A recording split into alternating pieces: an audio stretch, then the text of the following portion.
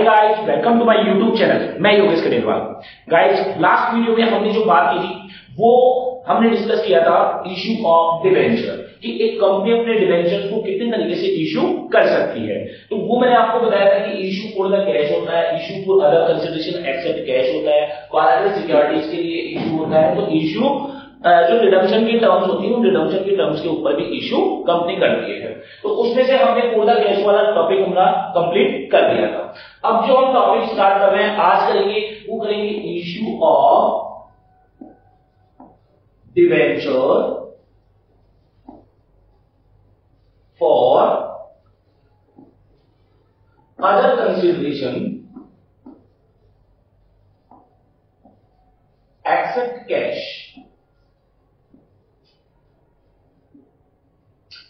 Guys, इस topic में क्या है, कंपनी क्या करती है, अपने डिबेंचर्स को इश्यू करती है, लेकिन कई बार इशू इस तरीके से करती है कि कंपनी कैश ना लेके और जो पब्लिक है उस पब्लिक से उनका बिजनेस परचेज कर ले या उनकी एसेट परचेज कर ले।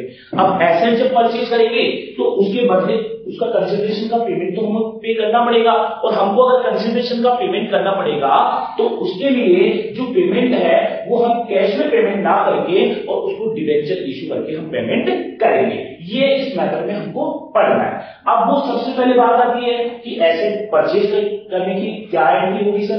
तो यहां पर जो एंट्री होगी वो हो जाएगी हमारी asset account debit to vendor. अब यहां पे जो भी वेंडर है उस वेंडर का हम नेम यहां पर पुट कर देंगे। अब फॉर एग्जांपल एक छोटा सा मैं एग्जांपल ले लूं और उस एग्जांपल के थ्रू हम इसको करेंगे कि सबसे पहले हमने रामा लिमिटेड सिर्फ 9,90,000 की एसेट क्या कर ली, परचेज कर ली, एसेट परचेज कर ली। अब इस 9,90,000 का हमको क्या करना पड़ेगा, पेमेंट करना पड़ेगा। अब जो पेमेंट करेंगे वो करेंगे हम by issue of debenture at the rate of 100 each at par. एक बार तो पेमेंट हमको इस तरीके से करना है। एक बार जो हम पेमेंट करेंगे वो करेंगे इसको by issue of debenture at 100 each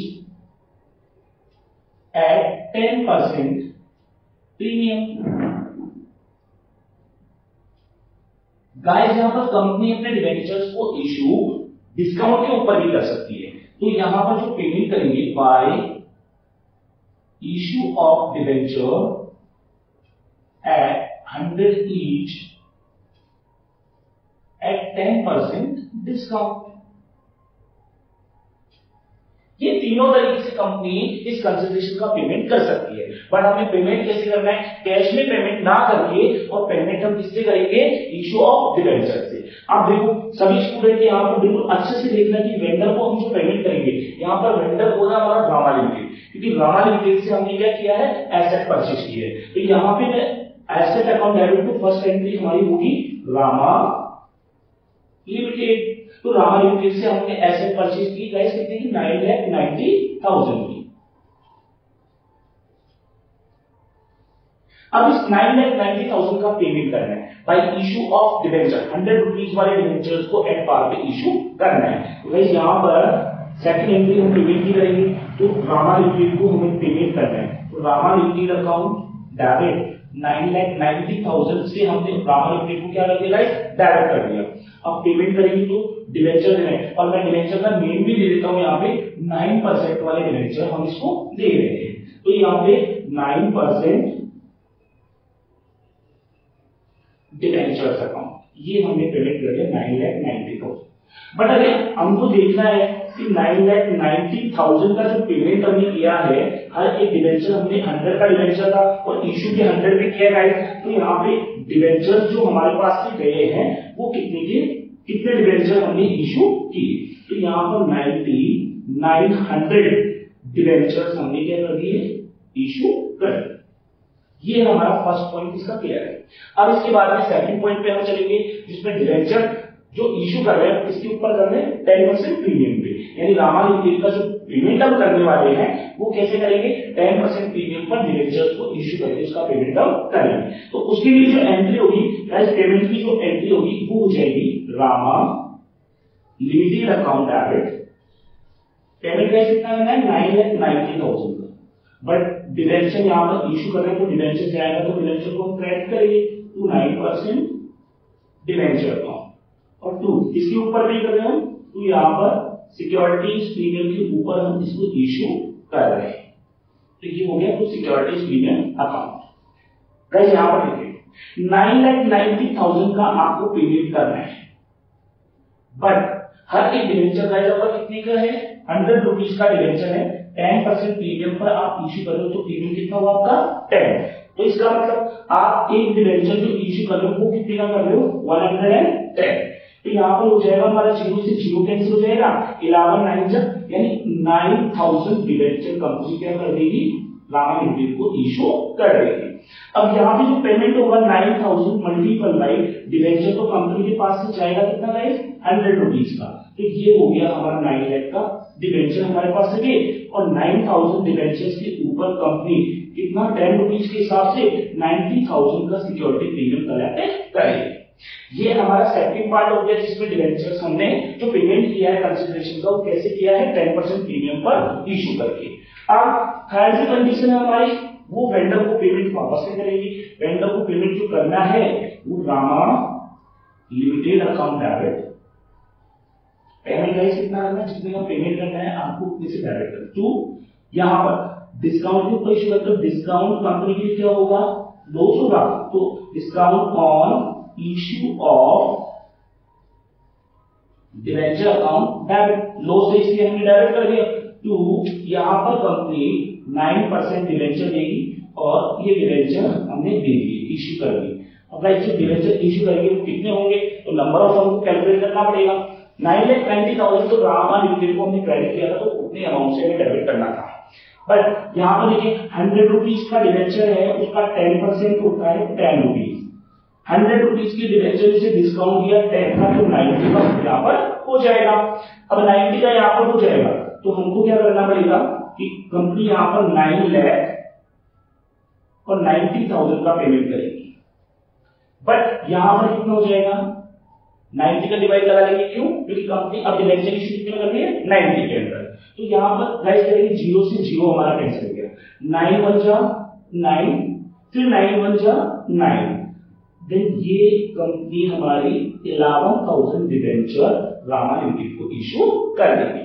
अब 11,000 डिवेंचर कंपनी के पास से जाएगा तो देखो 100 रुपीज का है, तो 11,000 मल्टीपल बाय 100, तो यहाँ पर पेमेंट जो हो जाएगा वो हो जाएगा 1,10,000 का पेमेंट हो जाएगा। अब इसके बाद में 11,000 का आपने पेमेंट करके डिवेंचर इशू कर दिया 1,10,000 के, तो गाइस देखिए यहाँ पर डिफरेंस हमारा कितना हो गया, बोले हर एक डिवेंचर 11,000 मल्टीपल बाई डिस्काउंट कितने का हो जाएगा यहाँ पे हमारा 10 रुपीज का, तो ये हो जाएगा हमारा 1,10,000, 1,10,000। तो गाइस ये टोटल मिला के हमारा कितना हो रहा है, पूरा 11 लाख हो जाएगा, और यहाँ पर भी हमारा कितना आ जाएगा, 11 लाख का अमाउंट हमारा यहाँ पर आ जाएगा, ये 11 लाख हमने ले लिया। गाइस ये था हमारा वेंडर वाला टॉपिक जिसके अंदर हमने एसेट परचेज करी और उसके बदले में हमने डिवेंचर इशू कर दी। हो सकता है कि इन एसेट्स के साथ हम क्या करें, पूरा बिजनेस एक्वायर करें, तो पूरा बिजनेस एक्वायर करेंगे तो एसेट्स के साथ साथ हमको लायबिलिटीज भी परचेज करनी पड़ेगी, बट एसेट हमने जैसे कि मान लो 5 लाख रुपीज की परचेज की और लायबिलिटी हमने 3 लाख रुपीज की, तो हमें बैलेंस जो अमाउंट होगा कंसिडरेशन का वो 2 लाख रुपीज का पेमेंट करना पड़ेगा। बट इस टॉपिक के थ्रू हमने ये सीखा कि 2 लाख का जो पेमेंट हम करेंगे वो बाय इशू ऑफ डिवेंचर से करेंगे, और वो डिवेंचर इशू कंपनी 3 तरीके से कर सकती है, इशू एट पार पे भी कर सकती है, इशू एट प्रीमियम पे भी कर सकती है, और इशू एट डिस्काउंट पे भी कर सकती है। तो ये था हमारा टॉपिक। अब जो नेक्स्ट टॉपिक हम पढ़ने वाले हैं वो कोलैटरल सिक्योरिटी का टॉपिक हम पढ़ेंगे। हमारा जो नेक्स्ट टॉपिक होने वाला है वो नेक्स्ट टॉपिक होगा हमारा debenture issue as a collateral security. Question ये राइज होता है स्टूडेंट्स का कि सर ये कोलैटरल सिक्योरिटी होती क्या है, तो मैं आप सभी को क्लियर कर दूं इस बारे में कि कोलैटरल सिक्योरिटी होती क्या है। गाइस बड़ी बड़ी न्यूली स्टैब्लिश्ड कंपनीज मार्केट में आए दिन स्टैब्लिश होती रहती है, मार्केट में लॉन्च होती रहती है। अब उन कंपनीज को अपने आप को स्टैब्लिश करने के लिए किस चीज की जरूरत पड़ती है? फंड की जरूरत पड़ती है। अब वो फंड कंपनी क्या कर सकती है? मनी लेंडर्स से ले सकती है, फाइनेंशियल इंस्टीट्यूशन से ले सकती है, या बैंक एक ऑप्शन होता है कि बैंक से वो इस लोन को ले सकती है। तो गाइस ध्यान रखें कि जो इंस्टीट्यूशंस है, मनी लेंडर्स है, वो तो पैसा देंगे नहीं इजीली, तो इनके पास बचता ऑप्शन कौन सा है? बैंक। जो बैंक ऑप्शन बचता है गाइस, तो बैंक से ये क्या करते हैं? लोन लेते हैं। अब बैंक से लोन लेके और उस फंड की रिक्वायरमेंट को फुलफिल करेंगे, लेकिन बैंक लोन देगा किस बिहाफ पे? तो बैंक लोन जो देता है वो लोन देता है जी कंपनीज क्या करती है? अपने ही डिबेंचर्स को जो कंपनी इश्यू करने वाली है उनमें से एक पार्ट क्या करती है? जितना लोन लेती है उस लोन के बदले अपनी ही कंपनी के डिबेंचर्स को बैंक के पास सिक्योरिटी के बेस पर इश्यू कर देती है, यानी बैंक के पास एज ए मॉर्गेज रख देती है, या आप मान सकते हो कि बैंक के पास गिरवी रख देती है। मॉर्गेज का मतलब गिरवी होता है, तो गिरवी रख देती है। अब गिरवी रख देती है वो जो डिबेंचर होते हैं जो गिरवी रखे गए हैं, उन डिबेंचर्स को ही किस नाम से जानते हैं हम? कोलैटरल सिक्योरिटी के नाम से। तो गाइस इस कोलैटरल सिक्योरिटी का जो अकाउंटिंग ट्रीटमेंट होता है, वो अकाउंटिंग ट्रीटमेंट कितने तरीके से किया जा सकता है? दो तरीके से इसका अकाउंटिंग ट्रीटमेंट गाइस किया जा सकता है। एक तो जो होता है वो होता है विद एंट्री, और एक गाइस होता है विदाउट एंट्री। तो बोले सर विदाउट एंट्री ट्रीटमेंट कैसे करेंगे और विद एंट्री ट्रीटमेंट कैसे करेंगे? तो देखो गाइस, कोई भी कंपनी, एक एग्जांपल ले रहा हूं, उस एग्जांपल के थ्रू हम इन दोनों टॉपिक्स को समझने वाले हैं। नंबर 1, कोई भी कंपनी है वो लोन लेना चाहती है। मान लो उस कंपनी ने 25 लाख का लोन लेना चाहती है। अब बैंक से अगर लोन लेगी तो गाइस ध्यान रखिए, बैंक से लोन ले चाहे विद एंट्री हो चाहे विदाउट एंट्री हो, लोन लेने की एंट्री तो होनी है दोनों इंस्टीट्यूशंस के अंदर। और वो एंट्री जो होगी वो आप 11वीं क्लास में पढ़ते आए हो कि बैंक से लोन लेंगे तो एंट्री हो जाएगी bank account debit to bank account, ये वाली एंट्री हमारी हो जाती है। यहाँ पर कितने का लोन लिया? 25 लाख रुपीज का लोन ले लिया, तो ये एंट्री हमारी होगी। अब बात आती है विद एंट्री। विद एंट्री का मतलब यहाँ पे कंसेप्ट ये है कि कंपनी जो कोलैटरल सिक्योरिटी के रूप में डिबेंचर इश्यू कर रही है ना गाइस, वो डिबेंचर्स को इश्यू करने की एंट्री करनी है इसके अंदर। और विदाउट एंट्री में जो कोलैटरल सिक्योरिटी के रूप में डिबेंचर इश्यू कर रही है ना, उनको उनके बारे में एंट्री यहाँ पर नहीं करनी।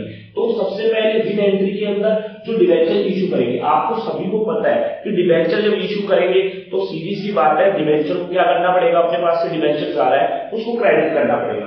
बट यहाँ पर डेबिट में क्या लिखे भैया? हम डिबेंचर जो इश्यू कर रहे हैं वो हमेशा किसके लिए करते हैं? या तो कैश के लिए या एसेट के लिए।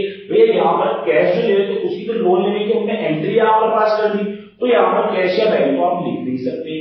अब यहाँ पर तो एसेट लेके और डिबेंचर इश्यू कर रहे हो तो यहाँ पर एसेट आप ले नहीं रहे, तो भैया आपको लिखना क्या है? आपको एक काल्पनिक अकाउंट क्रिएट करना पड़ेगा। अब वो काल्पनिक अकाउंट क्या क्रिएट करना पड़ेगा? डिबेंचर से रिलेटेड ही हो, और वो हो जाएगा हमारा डिबेंचर सस्पेंस। ठीक है, तो यहाँ पर हम एक अकाउंट क्रिएट कर देंगे और वो अकाउंट हो जाएगा हमारा debenture suspense account debit to, यहाँ पर हम लिख देंगे टू डिबेंचर। जो डिबेंचर हमने इश्यू किए हैं as a collateral security. Guys 25 lakh का कंपनी लोन लेगी, तो लोन के बदले जो डिबेंचर गिरवी रखेगी वो as a 40 lakh rupees, 40 lakh की डिबेंचर क्या कर दी कंपनी ने इश्यू कर दी। बोले सर ये ज्यादा क्यों किए?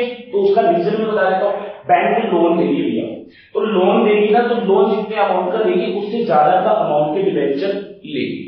ठीक है, मॉर्गेज रखेगी। क्यों?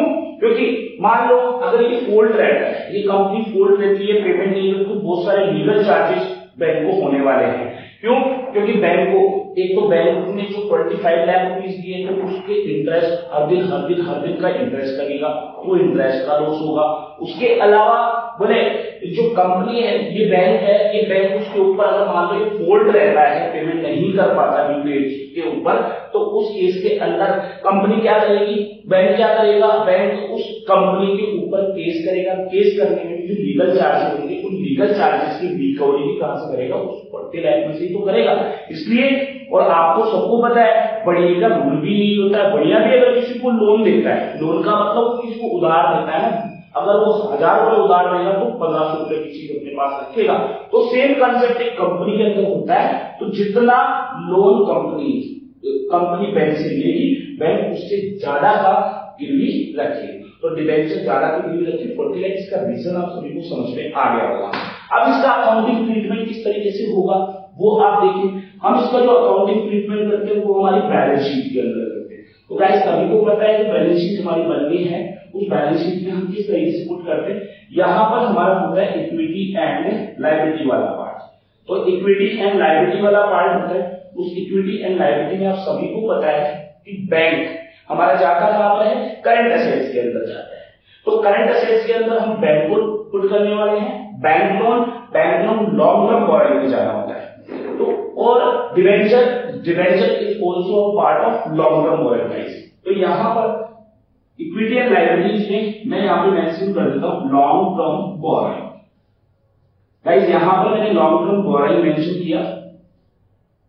उस लॉन्ग टर्म बोरोइंग में एक तो हमारा पार्ट आ जाएगा बैंक लोन। बैंक लोन हमने कितने का लिया गाइस, 25 लाख का। तो यहां पर हमने पुट कर दिया कितना, 25 लाख। देन यहां पर जो हमारा डिबेंचर है वो डिबेंचर भी हमारा लॉन्ग टर्म लोन होने वाला है। तो ये डिबेंचर हमने लिख दिया कितने का, 40 लाख रुपीस का। ठीक है, तो ये लायबिलिटीज का टोटल हमारा हो गया कितने का, 65 लाख रुपीस का। अब गाइस हम जो जाएंगे वो जाएंगे एसेट साइड में। तो एसेट साइड में जाएंगे तो देखिए हमारा बैंक है वो करंट एसेट्स में आता है। क्या, बैंक लोन हमने ऑलरेडी ले लिया लॉन्ग टर्म बोरोइंग में। डिबेंचर सस्पेंस जो हमारा जाएगा वो जाएगा अदर नॉन करंट एसेट्स में। ये किसमें जाएगा, अदर नॉन करंट एसेट्स में। डिबेंचर हम ले चुके ऑलरेडी। ठीक है, तो ये सबसे पहले हम नॉन करंट एसेट्स लिखेंगे। नॉन करंट एसेट्स के बाद में यहां पर लिखेंगे हम नॉन करंट एसेट्स के बाद में हमारा होगा other non current assets. Other non current assets में हमारा जाएगा debenture suspense. Guys debenture suspense जो हमारा आ रहा है वो कितने का है, 40 लाख रुपीस का। और यहां पर इसके बाद में हम लिखने वाले हैं current asset. Guys current assets में यहां पर हमारा हो जाएगा बैंक। और बैंक हमने कितना लिख दिया, 25 है। तो इस तरह से हमारा जो टोटल होने वाला है ये 65 लाख हो गया हमारा, ये लायबिलिटी वाले पार्ट। और यहां पर भी हमारा 65 लाख हो गया, ये हमारा हो गया एसेट वाले पार्ट का। तो दोनों साइड का जो टोटल है हमारा एसेट एंड लायबिलिटी का, दोनों साइड का टोटल हमारा मैच करता है। ठीक है, अब देखिए बात करें इसकी विद एंट्री में किस तरीके से ट्रीटमेंट होना था वो हमारा क्लियर हो चुका है। अब हम चलेंगे इसकी तरफ विदाउट एंट्री में कोलैटरल सिक्योरिटी का ट्रीटमेंट कैसे होना है। तो बस इसमें यही ध्यान रखना है, जो कंपनी ने debenture as a collateral security issue किए हैं 40 लाख की जो डिबेंचर इशू किए हैं कोलैटरल सिक्योरिटी के रूप में, इसकी कोई भी एंट्री हमको नहीं करनी। बस हम बैलेंस शीट के अंदर उसको इस तरीके से शो करने वाले हैं कि एंट्री नहीं करने के बावजूद भी हमें बैलेंस शीट को देख के ये पता लग जाना चाहिए कि 25 लाख का लोन हमने लिया है और उसके बदले हमने 40 लाख के डिबेंचर कोलैटरल सिक्योरिटी के रूप में इशू किए हैं। तो उसके लिए हम जो ट्रीटमेंट करेंगे वो बैलेंस शीट में कैसे होगा वो ट्रीटमेंट आप सभी यहां पर देखेंगे। तो ये हमारा बैलेंस शीट का फॉर्मेट हो गया, जिसके अंदर हम यहाँ पर लिखने वाले हैं सबसे पहले जो पर्टिकुलर्स हो जाएगा हमारा, डिटेल्स हो जाएगी, देन हमारा अमाउंट हो जाएगा। अब गाइस यहां पर जो होगा इक्विटी एंड लायबिलिटी जो है, इक्विटी एंड लायबिलिटी एक एंट्री हो रखी है इसमें भी विदाउट एंट्री वाले में तो हो रखी है, तो उसी को हमको क्या करना है यहाँ पर शो करना है।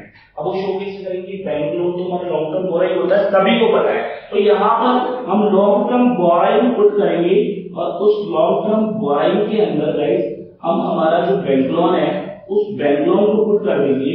और ये बैंक लोन मैंने पुट कर दिया यहाँ पर, और ये कितने का था 25 लाख रुपीज का बैंक लोन है गाइस और 25 लाख रुपीज का, बट यहां पर जो मुझे लिखना है वो पुट करना है सभी स्टूडेंट्स को debenture of rupees 40 lakh issue as a collateral security. ये हमारी लायबिलिटी साइड का टोटल आ गया। अब एसेट साइड की तरफ हम चलेंगे तो एसेट साइड में हमारे पास नॉन करंट एसेट्स कोई भी नहीं है। हमारे पास जो एसेट है वो है करंट एसेट और जो गाइस करंट एसेट है वो करंट एसेट्स हमारी कितनी की होने वाली है, यहाँ पर बैंक 25 है तो बैंक है, बैंक आपको सभी को पता है हमारे बैलेंस शीट में किस हेड में आता है, जो सब हेड होता है वो कौन सा होता है, कैश एंड कैश इक्विवेलेंट्स के अंदर आता है। तो यहाँ पर बैंक तो हमारे कितना आ जाएगा 25 है और ये टोटल हमारा मैच कर दिया। लायबिलिटी का टोटल भी 25 है और एसेट का टोटल भी 25 है। यहाँ पे हमारा लायबिलिटी का टोटल 65 है तो एसेट्स का टोटल भी 65 है। तो गाइस अब इसको देखने से हमारे को ये क्लियर होना चाहिए कि जो बैंक लोन हमने लिया है वो बैंक लोन 25 लाख का था, बट उसके बदले हमने 40 लाख के डिबेंचर कोलेटरल सिक्योरिटी के रूप में इशू कर दिए। इसको देखने के बाद भी यही पता लग रहा है और इसको देखने के बाद भी यही पता लग रहा है। तो गाइस हम ओरिजिनल ट्रीटमेंट यहां पर कर सकते हैं, बट एग्जाम में अगर हमको विदाउट एंट्री गिवन हो तो विदाउट एंट्री से हमें क्वेश्चन करना होगा, विद एंट्री गिवन हो तो विद एंट्री से हमको क्वेश्चन करना होगा। बट अगर कोई भी नहीं दे रखा कि किससे हमको क्वेश्चन करना है तो आप कोई भी एक ऑप्शन पर जा सकते हैं। बट कुछ टाइम ऐसा होता है कि क्वेश्चन एक तरीके से और घुमाता है, वो कैसे किस तरीके से आपको घुमाने वाला है क्वेश्चन वो मैं आपको बता दूं। गाइस यहाँ पर होता है कि आईसीआईसीआई जो भी कंपनी है आपकी MRF limited, loan taken from ICICI bank rupees 25 lakh and issued 40 lakh debenture as a collateral security. ठीक है, तो give the accounting treatment and necessary journal entries, उसके लिए तो हमने क्वेश्चन कर दिया। बट अगर आपके पास क्वेश्चन दिया आ जाए कि 25 लाख का लोन लिया था उसके बदले 40 लाख के डिबेंचर्स इशू किए थे, बट आज उस लोन का क्या हो गया, रीपेमेंट हो गया। Give the necessary journal entries. Question में आपसे जो पूछा है वो क्या पूछा है, give the necessary journal entries. आज आपको लोन नहीं मंगवा रहा हूं, लोन लिया था, डिबेंचर इशू किए थे, लोन का रीपेमेंट हो चुका, तो रीपेमेंट हो चुका तो गाइस यहां पर क्या हो जाएगा, जब लोन लिया था तो बैंक टू बैंक लोन कर चुके थे, रीपेमेंट के टाइम पे यहां पर एंट्री करनी है आपको, bank loan account debit to bank. ये आप रीपेमेंट की एंट्री कर देंगे, 25 लाख का आपने रीपेमेंट कर दिया। तो अब कंपनी आपको क्या करेगी, आपके जो डिबेंचर्स आपने मोर्गेज रखे थे बैंक के पास वो डिबेंचर्स आपके पास वापस आ जाएंगे, यानी आपको वापस मिल जाएंगे। तो यहाँ पर डिबेंचर जब आएगा तो डिबेंचर को हम डेबिट करेंगे, तो यहाँ पर आ जाएगा debenture account debit 40 lakh to debenture suspense, जो हमने अकाउंट ओपन किया था गाइस उस डिबेंचर सस्पेंस को हम क्लोज यहाँ पर कर देंगे 40 लाख। तो यहाँ पर रिवर्स एंट्री होनी थी, बट स्टूडेंट जो मेजर मिस्टेक करता है वो मेजर मिस्टेक यही करता है कि क्वेश्चन को लिया था और गिरवी रखे थे, यानी डिबेंचर इशू किए थे, उसको पढ़ना भूल जाता है। एक नॉर्मल क्वेश्चन मानता है तो ये वाली एंट्री करता है, मोस्टली करते हैं स्टूडेंट क्वेश्चन को अच्छे से नहीं, जबकि एंट्री होनी कौन सी थी आपकी, bank loan account debit, bank loan का रीपेमेंट करने की एंट्रीज आपको करनी थी, डिबेंचर वहां पर कैंसिल होकर आपको वापस से मिलने वाले थे। ठीक है गाइस, तो ये था आज हमने दो टॉपिक हमारे कंप्लीट किए हैं, एक तो debenture issue for the other consideration except cash and debenture issue as a collateral security. बहुत अच्छे तरीके से हमने स्टूडेंट्स इस वीडियो को कंप्लीट किया है, तो आप सभी स्टूडेंट्स इस वीडियो को पूरा देखें, जितना हो सके वीडियो को शेयर करें और लाइक करें और चैनल को सब्सक्राइब करें। Thank you so much guys.